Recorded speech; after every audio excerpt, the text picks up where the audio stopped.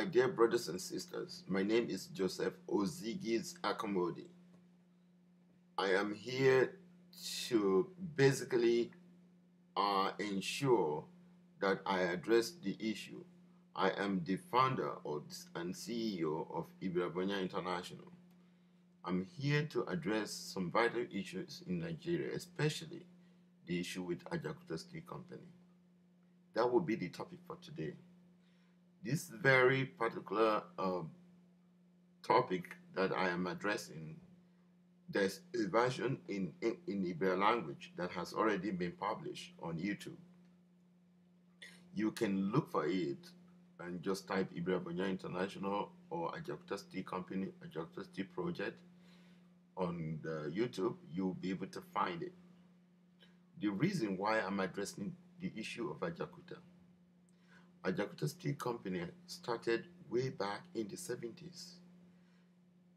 And within a very short period, Ajaokuta was booming, was on the good start.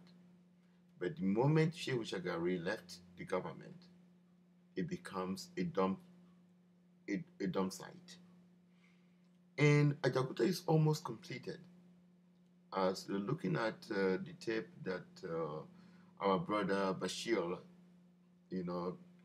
created, he is absolutely right about that. That about 98% of Ajaokuta steel is done. The 2% is what the government are refusing to do. They rather waste that they rather waste the 98% and destroy Ajaokuta to make sure they kill the Ajaokuta. A lot of money has been budgeted for Ajaokuta, which 100% of that 100 of that was never utilized in Ajaokuta. It went into different pockets. I have given a roadmap on my open letter to the President of Nigeria about the way to go with Ajaokuta Steel Project to ensure Nigerian economy becomes vibrant. Nigerians begin to plan for their youths. Nigerians begin to plan for everybody to be part of Nigeria and to play, to get involved. Nigeria will eventually have a future that we can really say, oh, this is a country that we want to be. This is a country that everybody wants to come to. This Nigeria becomes United States of Africa or United States of Nigeria.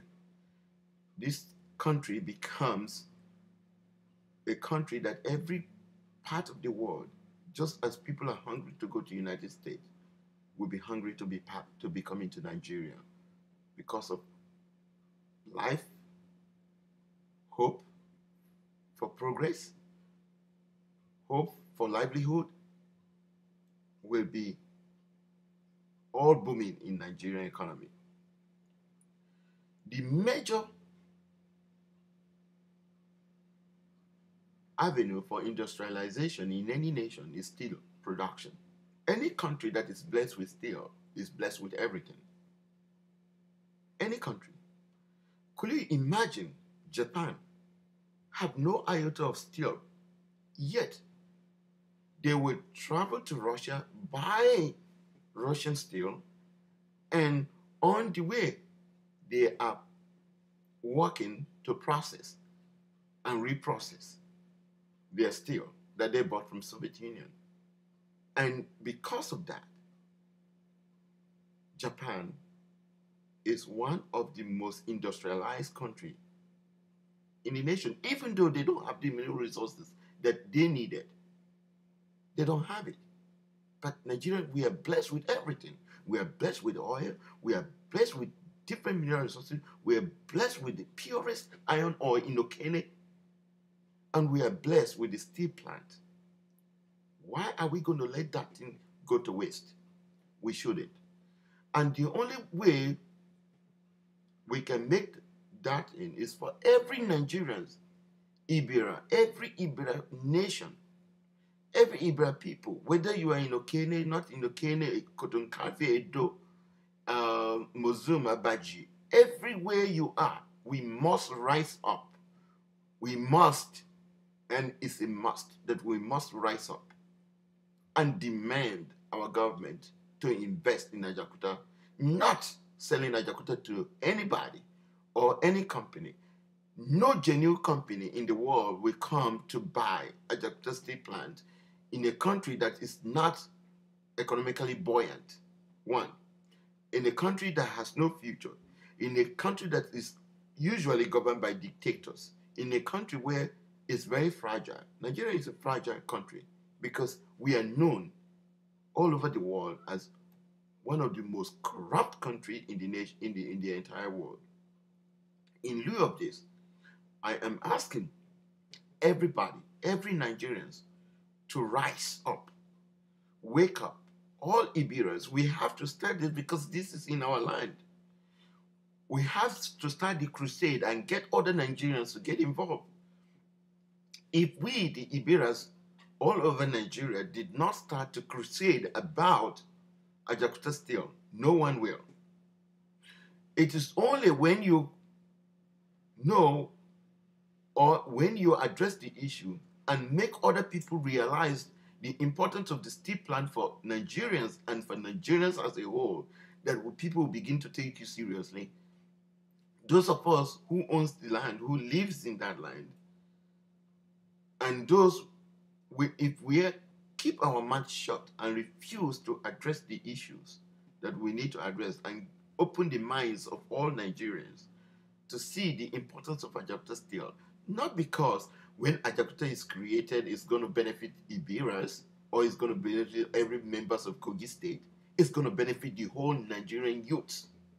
And that is the most important key part of why Ajaokuta must survive and Ajaokuta must be completed by our government. I do not care what anyone will say. I know that if any government, any leader who wanted to make sure that they make Ajaokuta as a priority, they will succeed, no matter how stupid they are. It sometimes worries me that a lot of leaders wanted to be well known, and some simple things that they can do, one simple thing that they can do, and ensure that their name, they leave a better legacy. They do not see it clearly of what they actually need to do. If President Jonathan, for example, which I am still pleading to him, to take the glory and to get out of the box of being South person, and if he truly loved Nigeria as a Nigerian, for him to forget about all those politics people are playing about our country and the device or the divisiveness in our country or in the cultural or ethnicity, he should forget about that and call a spade and say that any resources in Nigeria belongs to all Nigerians. Oil was found in South, it belongs to all Nigerians. Steel production is found in the Middle Belt, it belongs to all Nigerians. If he has this vision to say, I am going to do something for the nation, and I'm going to make sure that this project is completed, he will go into the Guinness Book of Record for taking Nigeria to an industrialized advancement of our nation. He will be known all over the world for the love of the country he has at heart. It doesn't matter who did it. He will be the president that owns it. So I seize this opportunity to urge the president of Nigeria, Jonathan Ebele Goodluck, President Jonathan Ebele Goodluck, to seriously consider this very vital opportunity for all Nigerian youths. don't look at Ajaokuta Steel production as an engineering production. Only engineers can work there. No, that's not true. Ajaokuta can give this, the development that Nigeria needs. All the road construction, all the bridges that is built, all the houses that they are building in the Western world now is made of steels. All the beams that holds the entire long-story buildings were made of steel. So road construction depends on steel. Cars depends on steel, iron and steel. Computers depends on steel. All technological advancement depends on steel. The engines for anything you do depends on steel. So if we Nigerians decided to embark on this thing, this can be completed. Let's not be thinking, oh, we have to really get the Russians in. The Russians are now advanced in nanotechnology, and they will be able to get the new technology advancement and bring it to Ajaokuta and ensure that Ajaokuta is up and running. There's nothing wrong with the equipment that the Russians have there. That was the same equipment the Russians use in their own industry. I am a metallurgical engineer. I know that because I've been to Russian factories. I studied in Moscow. And I'm a steel expert and also an educator. So when I look at all the dynamics of how Nigeria can move forward, and then our country is not exploring it and not willing, and people are not talking about it, and people just sit back, it makes me cry sometimes internally or bleed internally because we are just wasting the life of our youths. None of us will be outside the country if the economic of Nigeria is sound. Every expertise, Nigerian expertise, will love to be in Nigeria, where a country where everybody is working for the interest of the development of the country. We will not. Nobody will want to be outside their, nation if the right opportunity is there for them to advance. Nigerians lose thousands and thousands of professionals every year. Those who even graduated in Nigeria and live in Nigeria, not to talk about those who graduated outside the country. I remember back in the 70s, when Nigerians finish from even the United States or anywhere in the world, they want to go back home because the job is there. And they want to advance the country. And they want to put what they learned into play. That was the Nigeria I used to know. Is that the Nigerian we have now? Obviously not. It is not the Nigerian we have now. Nigeria has turned to something else. Nigeria is a place where people are afraid to invest. There's no true investors that want to come to Nigeria to invest. Let's be frank about it and let's be honest about it. You talk about the 419. You talk about the corruption. You talk about insecurity. You talk about people, dying and, vanishing completely. And you talk about the government that is not stable, it's fragile. You talk about the looting, the corruption. Who wants to invest in a country that is corrupt? So the call, we have to be men on and own to our responsibility. The call is not for other external industrialization to come to Nigeria and invest their money in Nigeria. No, They will not come.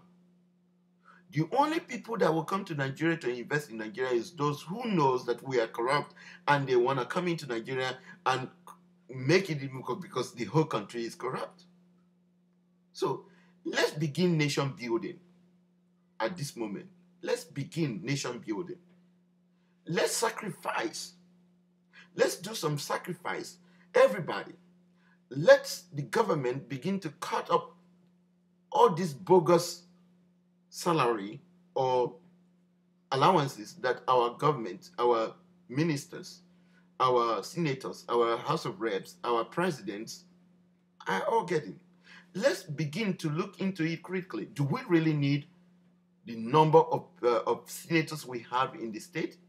Let each state, we have 36 states, let each state produce one senator. That's it. That's it. 36 senators in Nigeria. In the United States, it's much bigger than Nigeria. We only have 100 senators. Why does Nigeria need the number of senators that they have? It's just waste of money and waste of resources and a way of stealing money. That's all. Let us only have about a maximum of 200 House of Reps or even 120 House of Reps or 64. Double that. Or 60 was. We have 36 states. Make it 72. 72 House of Reps. It's more than enough. 2 per state. That's it. And the country will run good. All this over 1,000 House of Reps. What are they delegating on? What law are they making? Nothing. Absolutely nothing. We just waste resources and stealing money and become a professional thief. That's what Nigerians are doing. That's what our government are doing. Become professional thieves.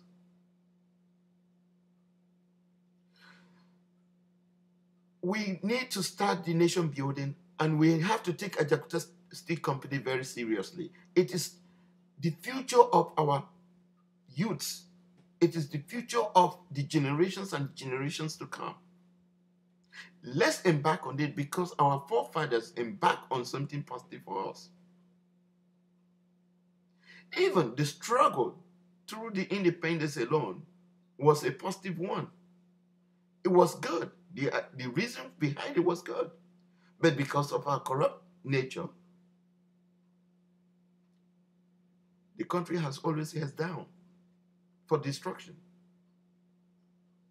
I can begin from when Nigeria gets its independence and all the kind of coup that took place, and people begin to hungry for power, and all of those. I can go from A to Z and analyze in and out of it everything. The reason why we have that is greed. Nigeria becomes so corrupt that they become greedy. Because of the greediness, they don't care who they step on to move ahead. They don't care who they kill to move ahead. They don't care whether somebody can afford 3 square meals or not. That's not their problem. How can you be a president of a nation and you see people starving? People cannot acquire 3 square meals and you can go to sleep. How can you sleep? You are representing these people. They can eat. But you have everything. And you have in abundance. I didn't even want to go there by revealing the secrets of most of our leaders who have, mansions all over the world, mansions in the United States, mansions in London, mansions in any part of the world, even in other third world countries, just because they feel that when they leave power, at least those investment they have outside the country is safe. That's the bottom line. Every Nigerian leaders, when they steal, do not place the money in Nigeria. They don't invest in Nigeria. They take the money out. How are you stealing and you are not investing in the country where you are stealing? If you are stealing and you are investing, you will be able to hire people and put them to work. If you are stealing and you are investing in the country you are stealing from, then you know what? The development, the money will be in circulation. That's a simple economics. That's simple economics. In the United States, You work, everybody works so hard, but the money doesn't stay in your hands. It goes in circulation. And that is what makes American economy still one of the best in the world. Because nobody is shipping the money or taking the money out of the country. No one is stealing the money. Nobody. The money is there, it's in circulation. You get paid, you pay this bill here and there, and the money continues to go in circulation. And that is what economy is all about. So I am calling all Nigerians to wake up. And I'm giving a wake-up call to everyone. And I want to use this opportunity also to thank one of my brother, Bashir Sani Omonori, who is the son of one our former Ohinoy of Ebira land. He resides in the United States as well. He is also has spearheaded a lot of the Ajaokuta initiative. I want to use this opportunity to thank him. I'm not just thanking him because I'm thanking him because one, he's talking about something that is real. You know, I saw his video, and I am very appreciative that he is also want to be a voice who will bring it to the light. He want to be a voice to ensure that Ajaokuta is up and running. He alone cannot do it. The sole administrator of Ajaokuta Steel Company, a friend of mine, Joseph Onobere Isa. So I call his Ibera name for you to know that I really know him. He is the sole administrator, but he alone cannot do it. I alone cannot do it. Bashir alone cannot do it. Collectively, working together and enlightening our leaders and demanding our leaders to complete Ajaokuta, that's what is going to get us from point A to point B and to the finishing point. So I am asking all Nigerians, forget about your ethnicity. Forget about your family background. Forget about whether you are Yoruba Hausa. You are a Nigerian first. Being a Nigerian first, we have responsibility for Nigeria. Yes, it matters to be an Igbo. It matters to be a Yoruba. It matters to be an Ibira. It matters to be an Urubu. It matters to be Hausa. It matters to be whoever you want to be. But we are Nigerian first. So, in realizing that we are Nigerian first, we must do collectively, whether we disagree with each other or not, that the progress of the Nigerian is a progress for all. And if the progress for Nigeria is a progress for all, then we must do what it takes to make sure that Nigeria becomes a better country for, not for our generation. Yeah, I'm in my 50s. I am not fighting for myself. I'm fighting for the youths to come. I'm fighting for our youths now, and I'm fighting for the future of our generations and generations to come. That is what we should be struggling for. Most of us are well off. Okay, we can eat 3 square meals. We have a car to drive around. We probably can survive, and without any, we don't have to look where we're gonna eat. We have food. But if I have, and I acquire all the wealth on earth, and people back in my own village where I grew up are suffering, and they cannot even eat 3 square meals, and they look like they are dying of kwashiorkor, then I have to cry. I have to cry that, because God does not give you this wealth for you to just embezzle the wealth for yourself and for your family. The more you do for the people, the more God bless you. I remember vividly what